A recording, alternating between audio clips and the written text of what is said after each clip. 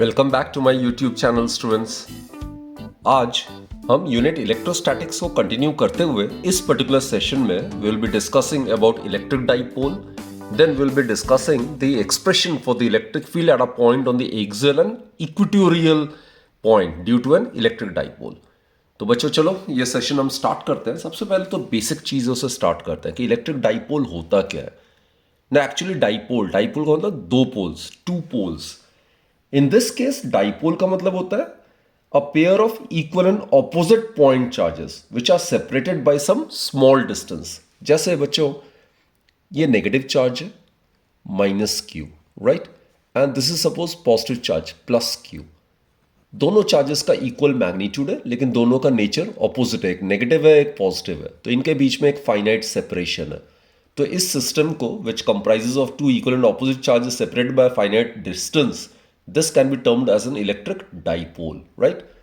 And this point O, it can be termed as the center of the dipole. So बच्चों, an electric dipole consists of a pair of equal and opposite point charges which is separated by some small distance. Total जो charge होता है बच्चों dipole में वो कितना होगा? Net charge.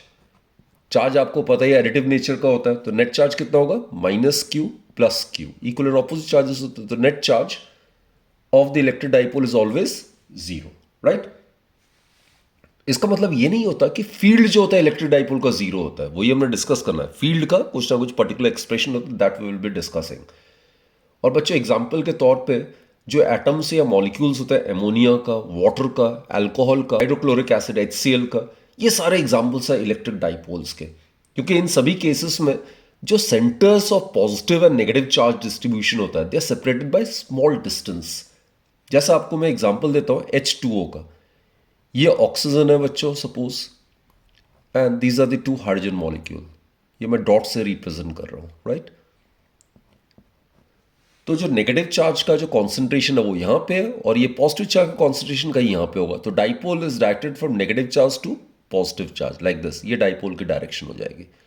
इनके बीच में जो एंगल होता है it is about 105 degree. So this is the example of H2O, right?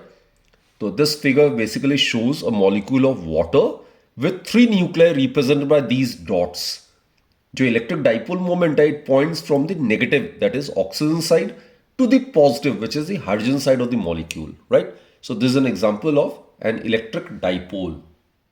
कुछ टर्म्स डेफिनेशंस कर लेते हैं इलेक्ट्रिक डाइपोल से एसोसिएटेड। पहला आता है डाइपोल लेंथ। ये जो इक्वल एंड ऑपोजिट चार्जेस है which are separated by finite separation, जो कि इलेक्ट्रिक डाइपोल को कॉन्स्टिट्यूट करता है, यही दो इक्वल एंड ऑपोजिट चार्जेस के बीच में जो सेपरेशन है, जो डिस्टेंस है, उसी को हम डाइपोल लेंथ कहते हैं। So it is the distance between the two equal and opposite charges which constitutes N electric dipole. So dipole length जो है वो 2a से मैं रिप्रेजेंट कर रहा हूं। And students point to be noted is that dipole length is a vector quantity, right. ये centre of the dipole है, तो यहां से लेके यहां तक ये ए हो जाएगा, ये भी ए हो जाएगा। और जैसे मैंने कहा ये डाइपोल लेंथ को वेक्टर क्वांटिटी की तरह ट्रीट करते हैं। So it must be having some sort of direction. तो इसकी जो डायरेक्शन है बच्चों it is always considered from, as per convention it is considered from negative charge to positive charge. तो डाइपोल लेंथ की डायरेक्शन कहां से कहां होती है? Negative charge to positive charge. So that's the direction of dipole length, negative to positive, right. This is the direction of dipole length. It's a vector quantity. Length है तो ऐसा unit metre ही होगा। दूसरा टर्म आता है बच्चों electric dipole moment या simply dipole moment. अब डाइपोल मोमेंट को हम P से डिनोट करते हैं, राइट। और इसको डिफाइन कैसे कहते हैं? Product of magnitude of either of the charge, दोनों में से किसी एक चार्ज का मैग्नीट्यूड, क्योंकि दोनों चार्जेस का मैग्नीट्यूड ही सेम है। तो product of magnitude of either of the charge and the distance between them, distance between them को हम डाइपोल लेंथ कहते हैं। तो Q और 2a इन दोनों के प्रोडक्ट को हम डाइपोल मोमेंट कहते हैं। So it is defined as the product of magnitude of either of the charge and the distance between them, right. अब बच्चों ये जो डाइपोल लेंथ है ये वेक्टर क्वांटिटी है, तो डाइपोल मोमेंट भी वेक्टर क्वांटिटी ही होना चाहिए। जो डाइपोल लेंथ की डायरेक्शन है which is considered from negative to positive charge, वही डाइपोल मोमेंट की भी डायरेक्शन होनी चाहिए। So dipole moment is also a vector quantity and is directed from negative charge to positive charge, right? So its direction is from negative charge to positive charge. And regarding its SI unit, charge का SI unit बच्चों coulomb होता है और length, dipole length, its SI unit is metre.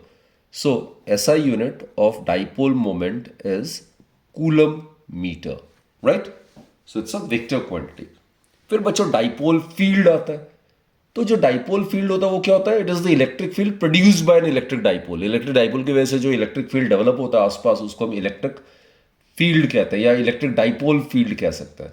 तो it is actually the space around the dipole in which the electric effect of the dipole can be experienced, right. Electric dipole से associated 3 articles हैं. हमने electric field निकालना है at a point on the axial line of an electric dipole. अब बच्चे ये तो electric dipole है, ये हमने सेंटर ऑफ द डाइपोल माना हुआ है और यहां से लेके यहां तक डाइपोल लेंथ है जो कि 2a है, राइट. सो एक्सियल लाइन क्या होता है? It is the line along the length, dipole length. This is the axial line, right. आप इसको इस तरफ भी एक्सटेंड कर सकते हो. So along the dipole length जो लाइन है उसको हम एक्सियल लाइन कहते हैं. तो यहां पे कोई भी पॉइंट होगा, ऑब्जर्वेशन पॉइंट P, यहां पे हमने इलेक्ट्रिक फील्ड निकालना है due to this electric dipole, right. So this will be any point on the axial line. Second article हम करेंगे बच्चों इक्वेटोरियल लाइन पे. अब इक्वेटोरियल क्या होता है? Right perpendicular bisector. अब मैं अगर बाइसेक्टर कह रहा हूं मतलब ये बिल्कुल इक्वल पार्ट्स पे होना चाहिए. राइट का मतलब क्या होता है? 90 degree. So this line, it is the right perpendicular bisector of the dipole. This will act as the equatorial line. तो यहां पे कहीं पे भी ऑब्जर्वेशन पॉइंट होगा P, यहां पे हमने इस डाइपोल के कारण इलेक्ट्रिक फील्ड निकाला. That will be our second article, right. और थर्ड होगा बच्चों, यहां कोई ऑब्जर्वेशन पॉइंट है. अभी ऑब्जर्वेशन पॉइंट ना ही इक्वेटोरियल लाइन में लाई कर रहा है और ना ही एक्सियल लाइन पे लाई कर रहा है. So it is lying at any arbitrary point. This point is any arbitrary point, neither lying on the equatorial line nor in the axial line. तो ऐसे पॉइंट पे भी electric field due to this dipole कितना होगा वो भी हमने निकालना है. तो in the next few minutes we are going to derive these expressions for the electric field at various points due to an electric dipole. तो यहाँ पे एक बात बतानी जरूरी है कि आइडियल डाइपोल क्या होता है.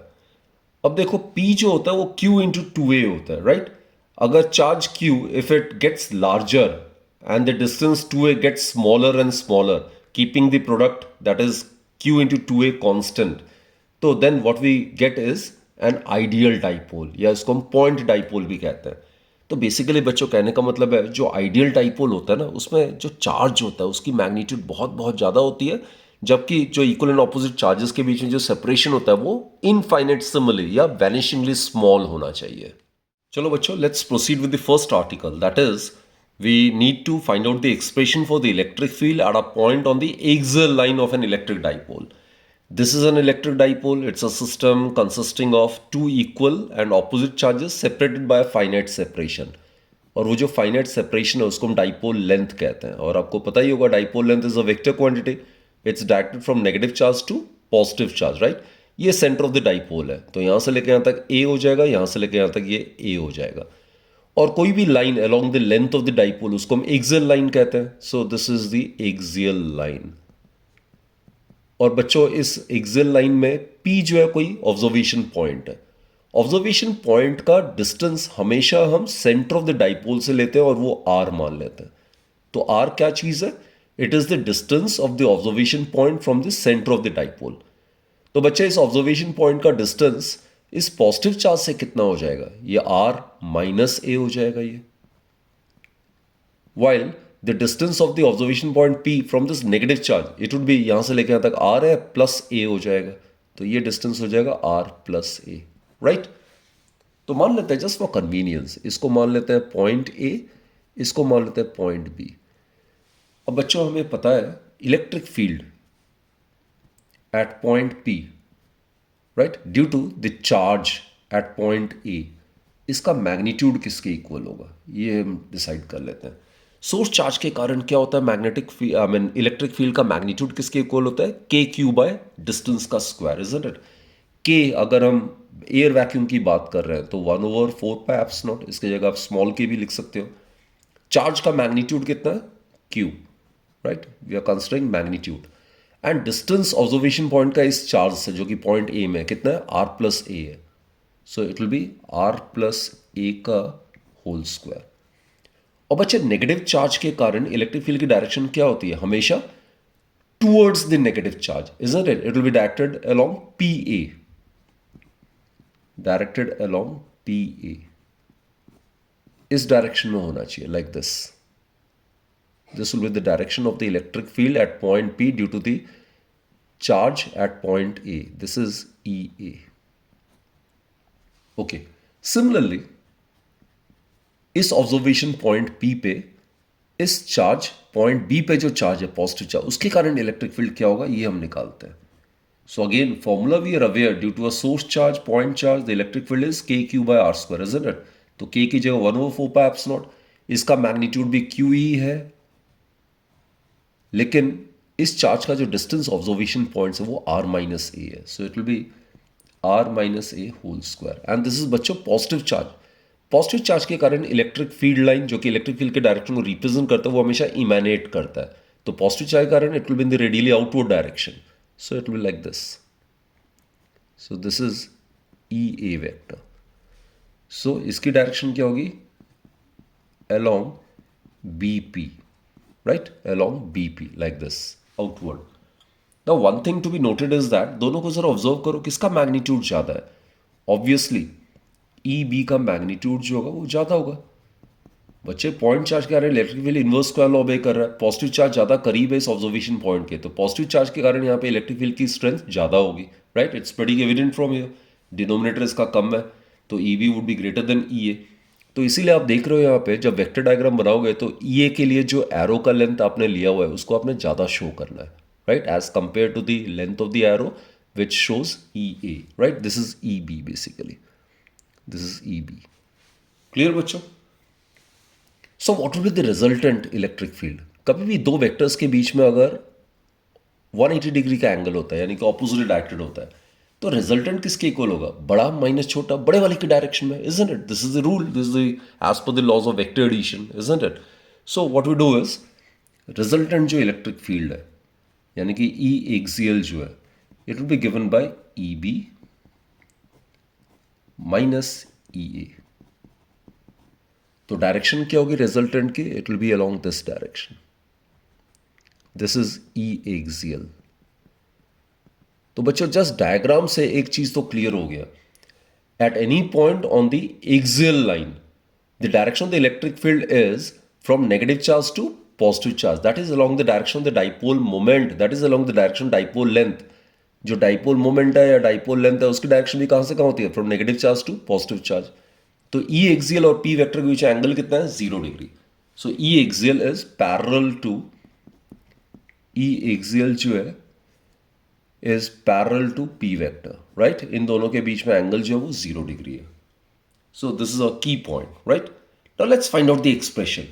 अब इसका मैग्नीट्यूड निकालते हैं. E axial का हमने डायरेक्शन तो निकाल लिया. Now let's find out its magnitude. तो उसके लिए सिंपली बच्चों यहाँ से वैल्यू सब्स्टिट्यूट करना.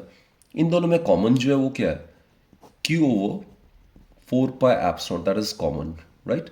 EB यहाँ पे आ जाएगा 1 over r minus a whole square minus यहाँ पे 1 over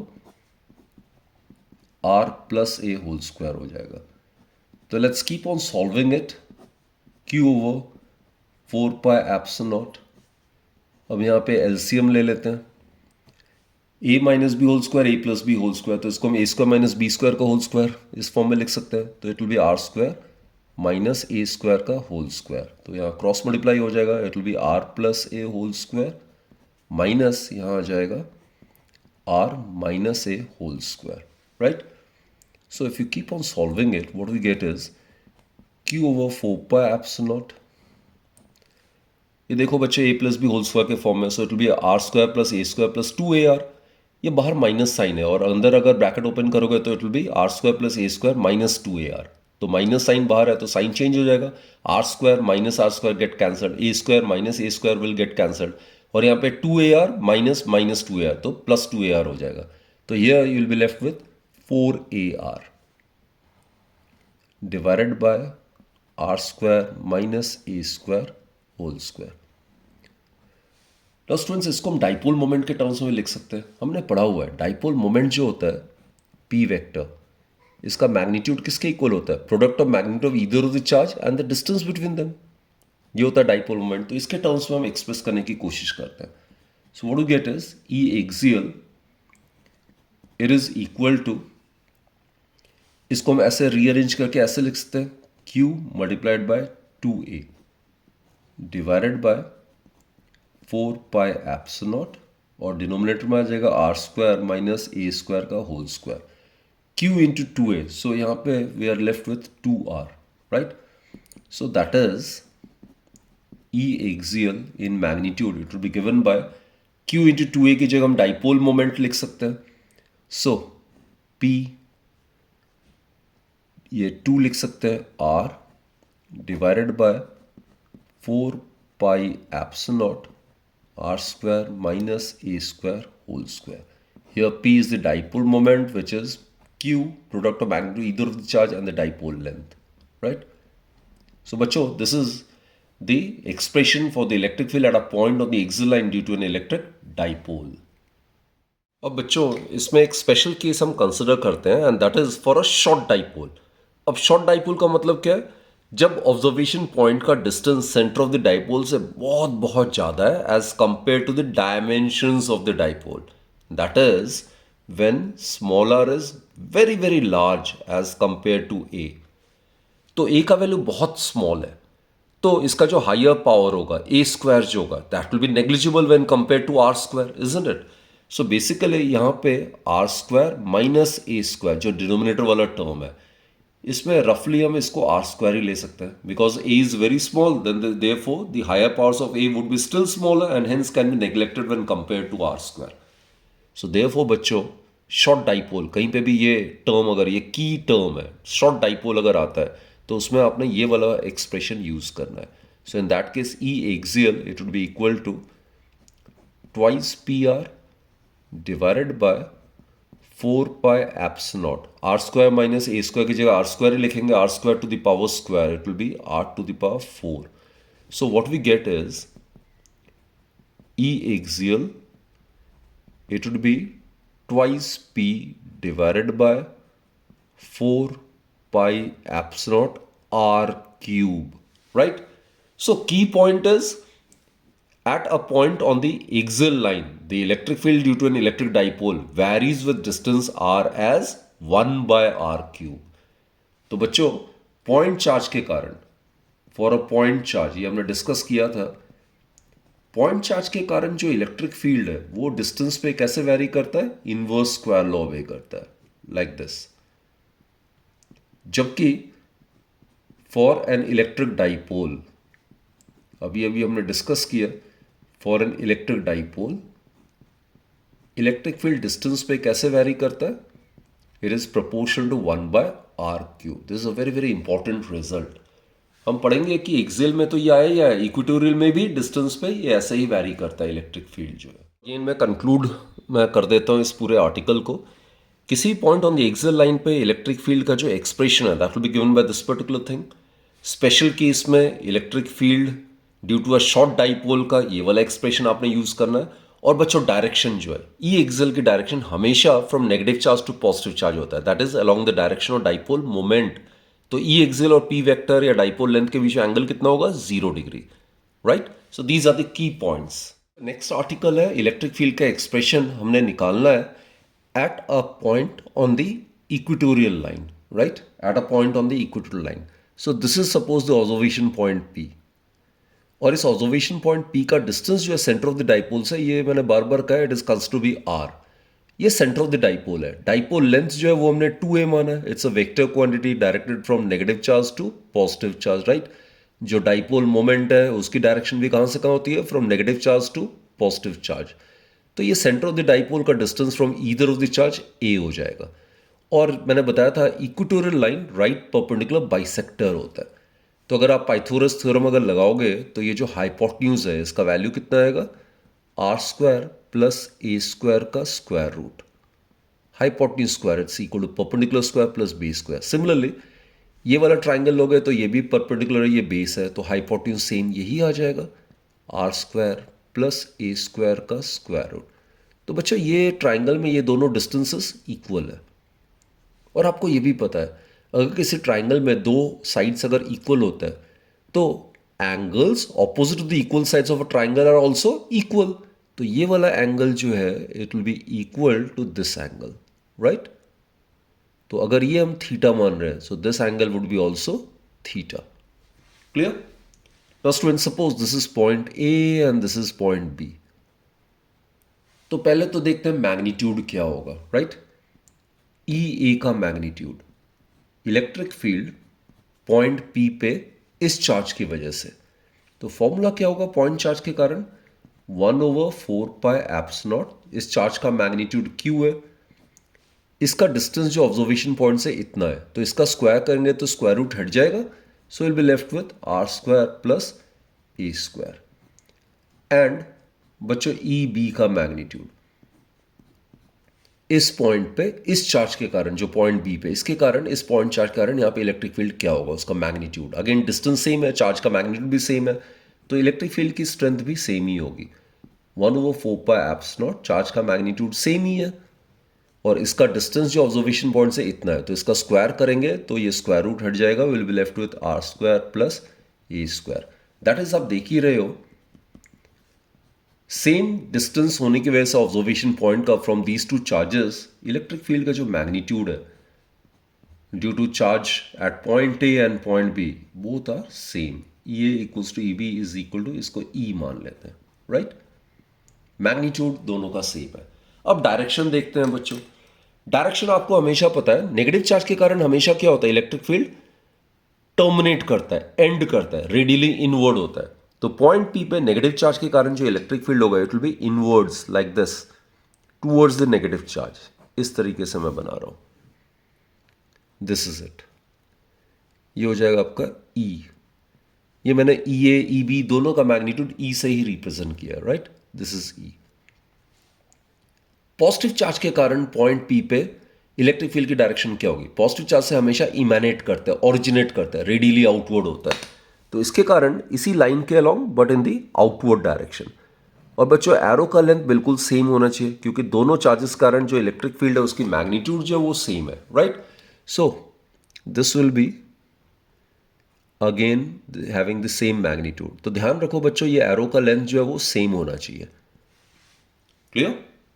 so these are the two vectors. और इनके बीच में एंगल कितना होगा? ये जो एंगल है, दिस एंगल वुड बी, ये ट्राइंगल है, so this the exterior angle. Exterior angle of a triangle is equal to the sum of the opposite interior angles. तो ये थीटा है, तो ये एक्सटीरियर एंगल कितना हो जाना चाहिए?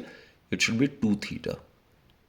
तो बच्चों इन दोनों का applying the parallelogram law of vector addition, if these two represents the two adjacent sides of a parallelogram, then the vector resultant completely both in magnitude and direction would be given by the diagonal of the parallelogram passing to the same point. तो क्या इन दोनों का resultant क्या ये आना चाहिए? This should be the resultant, right? ये resultant आना चाहिए. सो दिस इज ई इक्विटोरियल. और बच्चों एक चीज देखो, ये जो ई इक्विटोरियल है ये इसके एंटी पैरेलल है, राइट? सो ये दोनों का मैग्नीट्यूड इक्वल है, एंगल 2 थीटा है. आपको पता है दो वेक्टर्स अगर इक्वल इन मैग्नीट्यूड होता है तो उनका रिजल्टेंट क्या होगा? हमेशा उनके बीच में जो एंगल है उसको बाइसेक्ट करेगा. तो ये अगर 2 थीटा है तो ये वाला एंगल जो होगा, this should be theta and the other remaining angle, ये वाला एंगल भी थीटा होना चाहिए, राइट? सो ये theta they are forming the pair of alternate interior angles. So it means that ये वाला लाइन और ये वाला लाइन क्या होना चाहिए? पैरेलल. डायरेक्शन एंटी पैरेलल है. तो बच्चे at any point on the equatorial line the direction of the electric field is from positive charge to negative charge. That is E equatorial की डायरेक्शन हमेशा पी वेक्टर के opposite होगा. Axial में क्या था? ई एक्सियल और P vector के direction same था, नेगेटिव टू पॉजिटिव. लेकिन ई इक्वेटोरियल की डायरेक्शन पॉजिटिव टू नेगेटिव है. That is in a direction opposite to that of the dipole length, opposite to that of the dipole moment, right? Now let's find out its magnitude. अब magnitude कैसे निकाल सकते हैं? Let's make use of the parallelogram law of vector addition. अगर बच्चों आपको पता है दो वेक्टर्स है, A vector B vector, if they are inclined at an angle theta, तो उनका मैग्नीट्यूड जो होगा रिजल्टेंट का वो होता है R equals to square root of a² plus b² plus twice ab cos theta, right? तो सेम वही हम यहाँ पे यूज कर रहे हैं. तो ई इक्वेटोरियल इसकी डायरेक्शन आ गई. अब इसका मैग्नीट्यूड निकालते हैं. It will be given by square root of, ये दो वेक्टर्स ऑलरेडी गिवन है, दोनों का मैग्नीट्यूड सेम है, तो a² प्लस b², तो ये आ जाएगा e² plus e² plus 2ab, तो यही आएगा. ई ई दोनों वेक्टर्स का मैग्नीट्यूड सेम है। Cosine of the angle between them, तो कॉस इनके बीच में एंगल कितना है 2 थीटा, राइट। इसको बच्चों हमने सॉल्व करना है, so let's keep solving it. So what you get is 2e square, ये कॉमन हो जाएगा तो will get 1 plus cos 2 theta, right. Further इसको अगर हम करते जाते हैं तो what we get is 2e square 1 plus cos 2 theta को हम ऐसे लिख सकते हैं 2 cos square theta minus 1. So this plus 1 minus 1 get cancelled. So we'll be left with 4e square cos square theta, which in turn will give us 2e cos theta. Right बच्चों? अब यही चीज जो 2e cos theta है ना, हम इसको दूसरे तरीके से भी कर सकते हैं। कैसे, मैं आपको बताता हूं दूसरा तरीका। ये पॉइंट P को मैं यहां पे रिप्रेजेंट कर रहा हूं, राइट। एंड सपोज ये वर्टिकल लाइन है, इसको मैं दोबारा से वेक्टर डायग्राम कर रहा हूं, इसको मैं रिजोल्यूशन से यही सेम रिजल्ट हम ऑब्टेन कर सकते हैं। ये हॉरिजॉन्टल लाइन है, ये वाला डायग्राम को मैं दोबारा से यहां रिप्रेजेंट कर रहा हूं। ये बच्चों इलेक्ट्रिक फील्ड है, पॉजिटिव चार्ज की वजह से जो था,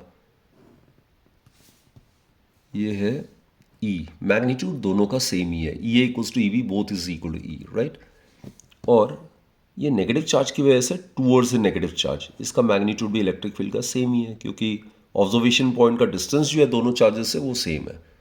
सो दिस इज E। ये हमने डिस्कस किया था, दोनों के बीच एंगल 2 थीटा है और ये एंगल को बाइसेक्ट करेगा, so this is theta, this angle is also theta. Now what to do is E को हम रिजॉल्व करते हैं दो कंपोनेंट्स में। ये वाले E को अगर हम रिजॉल्व करते हैं तो ये जो कंपोनेंट होगा it will be E cos theta, right. और जो दूसरा परपेंडिकुलर कंपोनेंट होगा ये हो जाएगा आपका E sin theta, this is E sin theta. Similarly बच्चों ये जो E है इसको भी आप रिजॉल्व कर सकते हो, ये वाला जो नेगेटिव चार्ज के कारण जो इलेक्ट्रिक फील्ड है, ये वाला E की बात कर रहा हूं। तो one of the component horizontal direction में it will be E cos theta, while जो वर्टिकल डायरेक्शन में होगा this will be E sin theta. अब पॉइंट P पे, ये जो पॉइंट P है यहां पे नेट इलेक्ट्रिक फील्ड क्या होगा, ये जो E sin थीटा कंपोनेंट है being equal in magnitude and opposite directed they will tend to cancel out the effect of each other. तो E sin theta cancel out हो जाएगा, तो net electric field point P पे जो होगा किसके कारण होगा, ये कोसाइन कंपोनेंट के कारण होगा, और ये दोनों कंपोनेंट सेम डायरेक्शन में तो ये एड अप हो जाएगा। तो नेट जो इलेक्ट्रिक फील्ड है पॉइंट P पे जो कि E इक्वेटोरियल है, किसके इक्वल होना चाहिए, it should be E cos theta plus किस लिए, क्योंकि ये दोनों वेक्टर सेम डायरेक्शन में, सेम डायरेक्शन में होगा तो एड अप हो जाएगा वो, plus E cos theta. So that will give us twice E cos theta. तो बच्चों whether you consider the parallelogram law of vector addition और you derive this result using the resolution of vector, दोनों correct है, आपकी मर्जी, आप दोनों में से किसी एक मेथड से कर सकते हो, right. So anyway now let's substitute the value of E and cos theta over here. तो बच्चों E इक्वेटोरियल जो है इसका मैग्नीट्यूड निकालते हैं हम। सो ट्वाइस E के जगह वैल्यू क्या होगा, ये रहा, ये E है, E B both is equal to E, so इसका मैग्नीट्यूड होगा Q divided by 4 pi epsilon R square plus A square cos theta. ये बच्चों राइट एंगल ट्राइंगल है, राइट।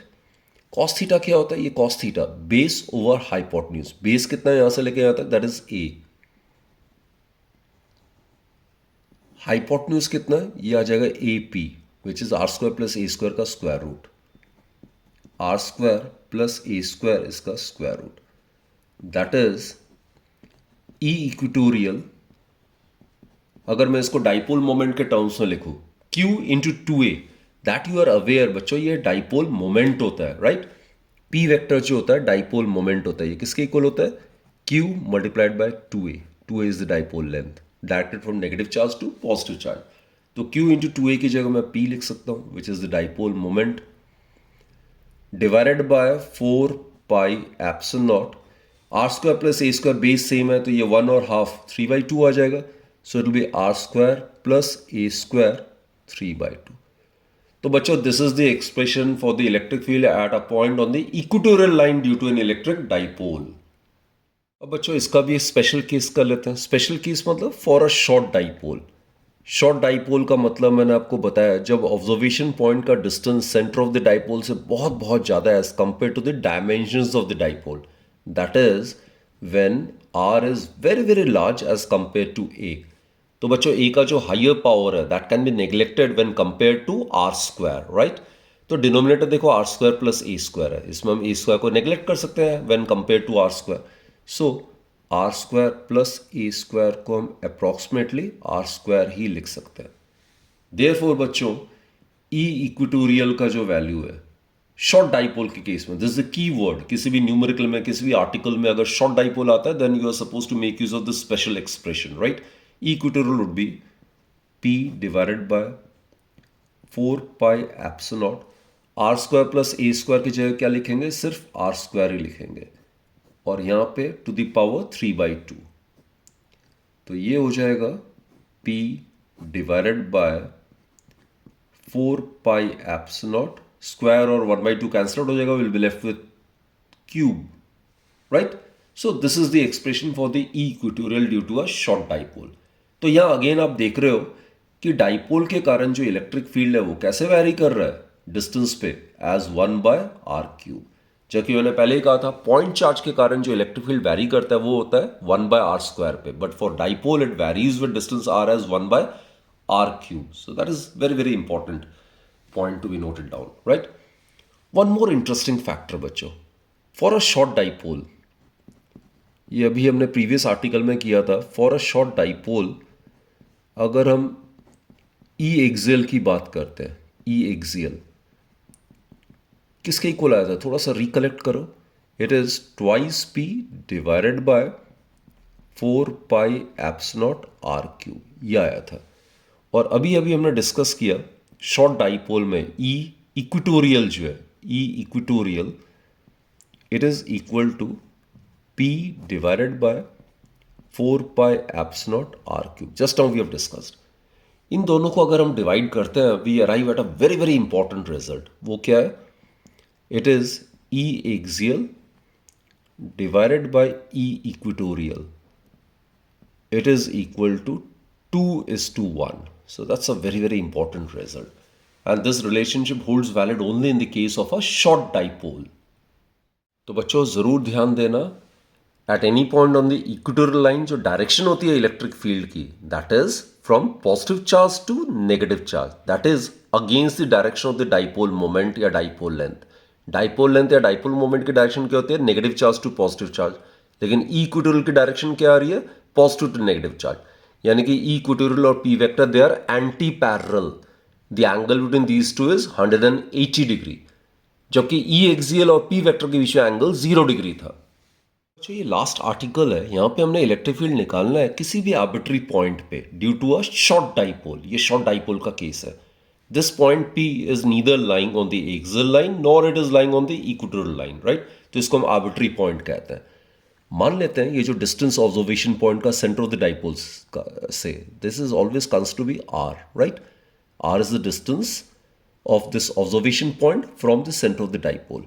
और बच्चों ये वाला एंगल ये हम थीटा मान के चल रहा है। सपोज ये जो लाइन ज्वाइन कर रहा है from the centre of the dipole to the observation point, it makes an angle theta with the dipole moment. ये डाइपोल मोमेंट की डायरेक्शन इस तरफ है। आपको पता है ये डाइपोल मोमेंट कहां से कहां होता है, it is from negative charge to positive charge like this. So it will be from positive charge की तरफ होगा ये, negative charge to positive charge, this is P vector. अब बच्चे वेक्टर क्वांटिटी इसको हम रिजॉल्व कर सकते हैं दो कंपोनेंट्स में। इस डाइपोल वन पी वेक्टर को हम दो कंपोनेंट्स से रिजॉल्व कर रहे हैं, one along the direction of OP. तो ये वाला जो डाइपोल का कंपोनेंट होगा along the direction of OP, ये हो जाएगा cosine component, right. So this component of the dipole would be P cos theta. और दूसरा जो डाइपोल मोमेंट का कंपोनेंट होगा पी कॉस थीटा के परपेंडिकुलर, यानी कि ओपी के परपेंडिकुलर, ये नॉर्मल कंपोनेंट होगा। सो ये जो कंपोनेंट है this will be the sign component of the dipole moment, this is P sine theta, right. तो बेसिकली ये जो पी वेक्टर है, ये जो पी वेक्टर इस डायरेक्शन में था ओरिजिनली, इसको मैंने दो कंपोनेंट्स से रिजॉल्व कर लिया, one along the direction of OP which is P cos theta and the other perpendicular to OP which is P sine theta, right. अब बच्चों डायग्राम को थोड़ा ढंग से कॉन्सेंट्रेट करो। ये ऑब्जर्वेशन पॉइंट है, यहाँ पे हमने नेट इलेक्ट्रिक फील्ड निकालना है, राइट। पहले पी कॉस थीटा का केस कंसिडर करते हैं। Suppose consider the dipole having dipole moment of P cos theta, that is this one. तो देखो इसका एक्सियल लाइन ये हो जाएगा। तो point P is definitely lying on the axial line of P cos theta, right. तो बच्चे point P पे पी कॉस थीटा के कारण जो इलेक्ट्रिक फील्ड होगा वो मान लेते हैं हम E1 है। तो इसका मैग्नीट्यूड किसके इक्वल होगा? शॉर्ट डाइपोल के कारण जो एक्सियल पॉइंट है वहां पे इलेक्ट्रिक फील्ड का फॉर्मूला क्या होता है? Twice P divided by 4 pi epsilon R cube. ये ओरिजिनल फॉर्मूला था, शॉर्ट डाइपोल में हमने किया होता है एक्सियल में। बट यहाँ पे पी के जगह क्या ले रहे हैं? P cos theta. यहाँ पे पी कॉस थीटा के एक्सियल लाइन में पॉइंट पी लाई कर रहा है, तो यहाँ पे पी के जगह क्या आ जाएगा? P cos theta.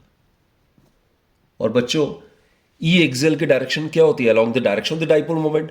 तो पॉइंट पी पे पी कॉस थीटा के कारण जो इलेक्ट्रिक फील्ड है that will be along the direction of P cos theta. So point P पे the direction of the electric field E1 it will be along the same direction like this. तो यहाँ पे ये हो जाएगा आपका E1, this is E1, right? Now consider this one, P sin theta component consider करो, ये वाला डाइपोल मोमेंट।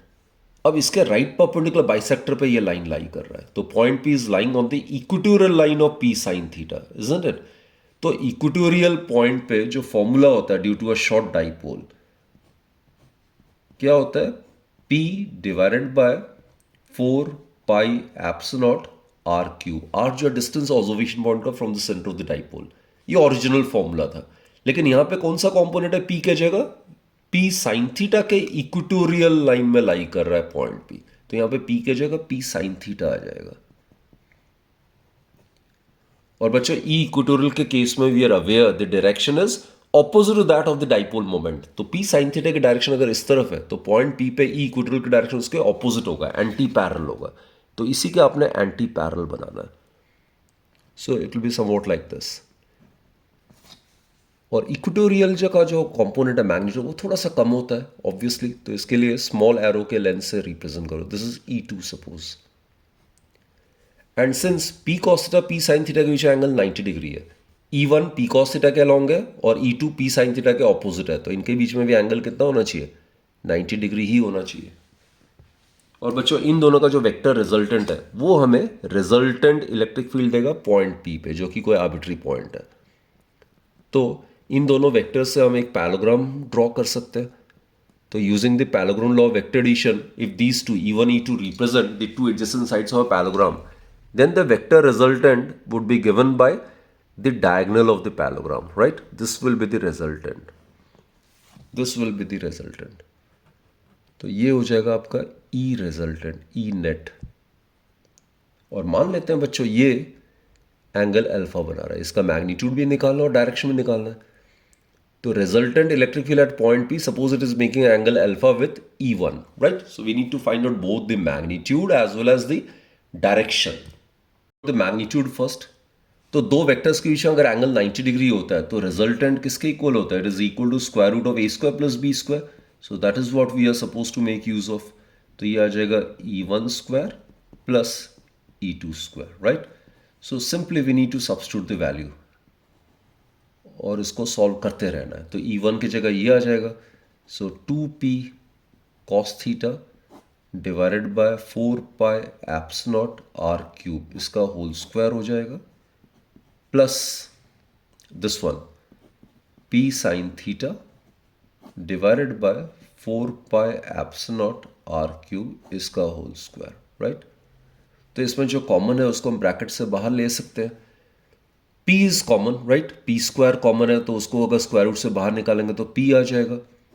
4 पाई एप्सिलॉन का होल स्क्वायर कॉमन है तो उसको भी बाहर निकालेंगे स्क्वायर रूट से, तो 4 पाई एप्सिलॉन रह जाएगा। आर क्यूब का स्क्वायर भी कॉमन है, उसको भी स्क्वायर रूट से बाहर निकालेंगे तो सिर्फ आर क्यूब रह जाएगा, राइट? सो यहां पे क्या बचेगा? 2 cos थीटा का whole square that is 4 cos square theta बच जाएगा, प्लस दूसरे वाले टर्म में p हमने बाहर निकाले p स्क्वायर, तो यहां पे बच जाएगा sine square theta. Still further अगर हम रीअरेंज करते हैं टर्म्स को तो E resultant it would be equal to P over 4 pi eps naught R cube square root of, बच्चों साइन स्क्वायर थीटा को हम 1 माइनस कॉस स्क्वायर थीटा लिख सकते हैं, इजंट इट? तो 4 cos square theta minus cos square theta it would be equal to 3 cos square theta, और यहां पे 1 रह जाएगा प्लस 1। तो बच्चों this is the expression for the magnitude of the electric field at any arbitrary point due to a short dipole. And direction से related अगर हम करते हैं, जैसे मैंने बताया था अल्फा जो है वो डायरेक्शन है, तो tan अल्फा अगर लेते हैं हम किसके इक्वल होगा? Perpendicular by base. ये पैराग्राम में ऑपोजिट साइड्स इक्वल है, ये E2 है तो ये भी E2 हो जाएगा, राइट? दिस इज E2 और ये यहां से लेके यहां तक दिस इज E1, तो ये हो जाएगा perpendicular by base E2 divided by E1, that is tan alpha it would be equal to, इन दोनों को डिवाइड करना, this divided by this, so what we get? देखो 4 pi epsilon R cube, 4 pi epsilon R cube get cancelled, sine theta by cos theta is tan theta, तो ये आ जाएगा बच्चे half tan theta. So this gives the direction of the resultant electric field at point P, which it makes with E1 back. Bachcho, let's check the authenticity of this expression which we obtained. Now, if this observation point P lies on the axial line of the original dipole, अगर ये point P अगर यहाँ पे कहीं lie कर रहा होता, तो ये थीटा कितना होता है इस केस में? 0 डिग्री होता।